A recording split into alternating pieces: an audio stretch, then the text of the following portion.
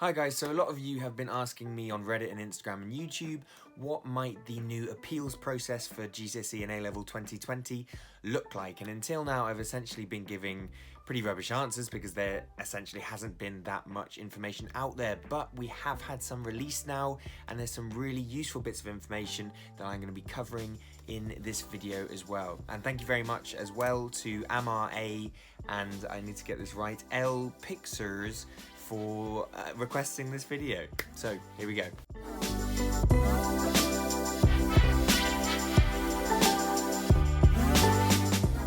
And as you know, all this stuff in terms of the new education system and grading system is very much developing on a daily and weekly basis. I'm only making at least weekly video content, keeping you guys updated on that. So if you want to keep updated too, hit that subscribe button.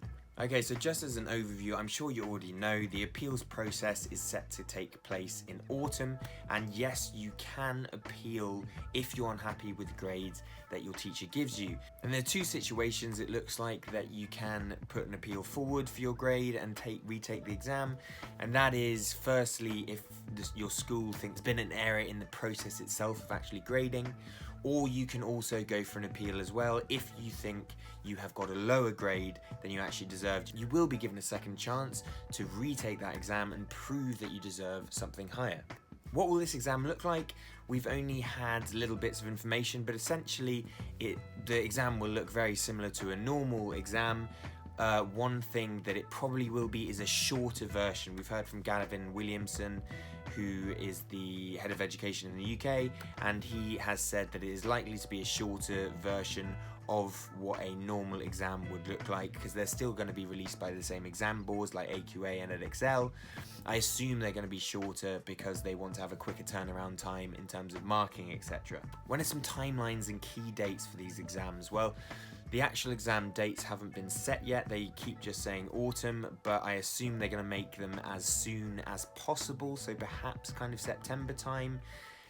They've also said that they want to have marked all of them and got the grades back to you by before Christmas. That's what they're currently aiming for, and of course, in order to keep to those timelines, they're going to want to make them as soon as possible in the year.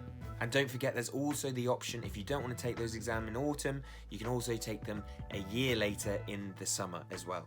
This is an interesting question. If you decide to appeal your teacher given grade and then retake your exams in the autumn, which of the grades will count more than the other? Just to be a bit clearer, let's say you got a teacher predicted grade of a B and then you decided to retake the exams in the autumn and then you got a C, which one would count overall? And the good news for you guys is whatever is the higher grade will count. So back to that scenario, if your teacher gave you a B for the predicted grade, you then retook and got a C, the B would stand. In the same way, of course, if your teacher predicted you a B and then you got an A, the A would stand. Will it cost money to retake the exams? This is still under review. Essentially what the government have said, or Ofqual have said, is that that is down to the exam boards. So the exam boards will be setting some kind of fee, probably, I would say, for these retakes. Now hopefully these fees will be made potentially more affordable than a usual retake amount, because I assume they're going to be happening much more regularly.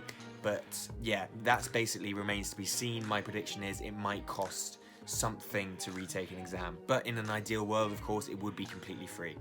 Will autumn exams be too late for me if I'm either applying to a sixth form college next year or going into uni next year?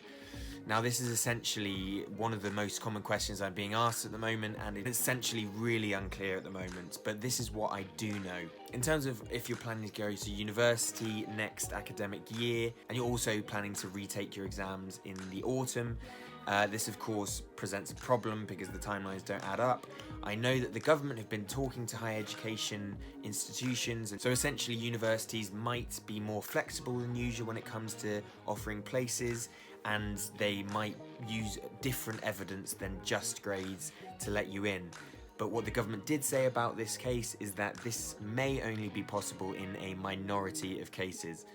So essentially what Ofqual are saying here is very unclear and nothing concrete has been put down.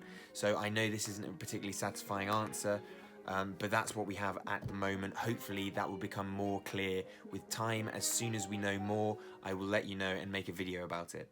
Again, if you want to stay updated with that, hit that subscribe button. And unfortunately, to be honest, there's even less information about if you're in year 11 and then wanting to apply to a sixth form college. Again, I assume that they're going to be a bit more flexible in terms of grades this year, but there has been no blanket rules made about this, and it might just be a bit of a case-by-case basis. I know that doesn't do anything to relieve your uncertainty, but again, I'll keep you updated. As soon as I know, you will too. So that is essentially what we know about the appeals process at the moment. Of course, some more details to be ironed out and released, but hopefully that gives you a bit more information about what to expect, and hopefully that'll help you prepare for them coming up. It's great to see so many of you guys commenting on subjects that you'd like me to talk about.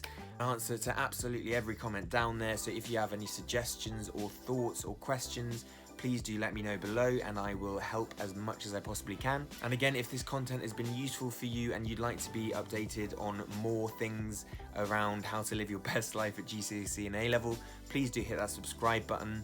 Being a small YouTuber myself, every subscribe that comes in really does mean a lot, and I really appreciate your support and lovely comments coming in so far. Until next time, see you later.